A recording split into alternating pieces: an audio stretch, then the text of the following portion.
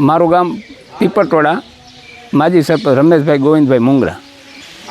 મતદાર બહિષ્કાર કરવાનું કારણ એક જ છે કે ગામના જે લાઈન નાખી, પરગામના લાઈન નાખી, 15 જણાનો રસ્તો બંધ થયેલો હતો, 15 દિવસ રસ્તો બંધ રહ્યો, તો એનો અધિકારીને જાણ કરવા જતા એ કોઈ આવતા નહીં કે જોવા જે આવતા નહીં, કારણ કે ઉપરથી ફૂટેલા હતા બધા, ગામનું કોઈ સાંભળ્યું નથી। મંત્રીને ટીડીઓ સાવરે, ટીડીઓને મામલતદાર સાવરે, મામલતદારને પ્રાંત સાવરે, બધા એકબીજા સાવરી લે અને કામ એનું પતાય, ખુરશીમાં બેઠા બેઠા પતાવ્યા રાખે, ગામને કોઈ સાંભળતા નથી। માંગ અમારે રસ્તામાં લાઈન નાખીએ ને બંધ કરવાની થાય લાઈન અમારે, કારણ કે રસ્તો 1000 વીઘાનું પાણી આવે એ રસ્તામાં, એક નદી જેટલું પાણી આવે। ગામમાં કેવડી વસ્તી છે? અને ગામમાં વસ્તી 350 માણસ, 182। મતદાન પડ્યો નહીં, પડવાનું નથી મતદાન, ગામ પંચાયત જ નથી, અહીં ક્યાં પંચાયત હતી?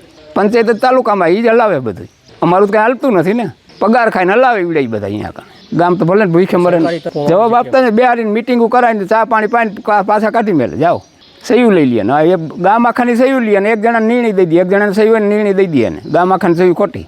2-3 વખત બાયું જણ અહીંયા આગળ બેઠા, કોઈ જવાબ નથી દેતો। ચંદ્રેશભાઈ રત્નાભાઈ ભંડેરી, પીપળટોડા ગામનો ઉપસરપંચ। આ બાબતે 12 ગામથી પાઇપલાઇન નાખે, બરાબર, અમે ગામને લખીને આપેલું હતું પંચાયતથી, બરાબર, કે 12 ગામને આપવું નહીં એમ, તો પંચાયતને કોઈ વસ્તુ પૂછવામાં આવી નથી। પંચાયત દ્વારા એમનેમ જ આપી દીધું છે। જે અમે રજૂઆત કરવા જાય છીએ, બરાબર, તો ટીડીઓ સાહેબની એવું બધા કહે છે, મંત્રીની ન્યાજે, કે તમારે અમે મંજૂરી આપી દીધી એમ।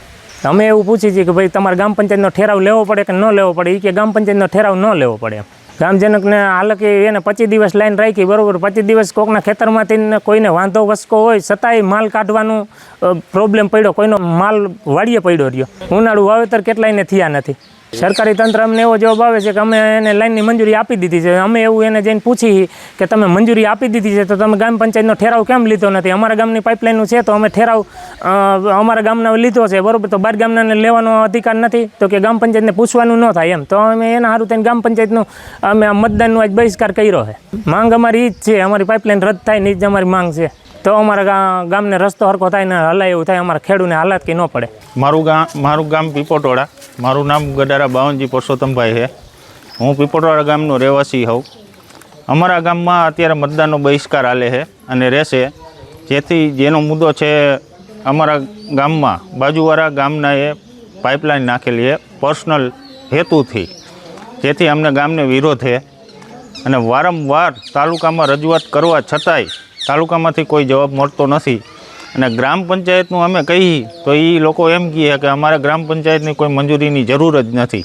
તો ગ્રામ પંચાયતની મંજૂરીની જરૂર ન હોય તો ગ્રામ પંચાયત શું કામની, એમ અમારું કેવું એ થાય। વારંવાર રજૂઆત કરવા છતાંય અમને કાંઈ જવાબ મળતો નથી, જેથી કરીને અમે મતદાનનો બહિષ્કાર કર્યો।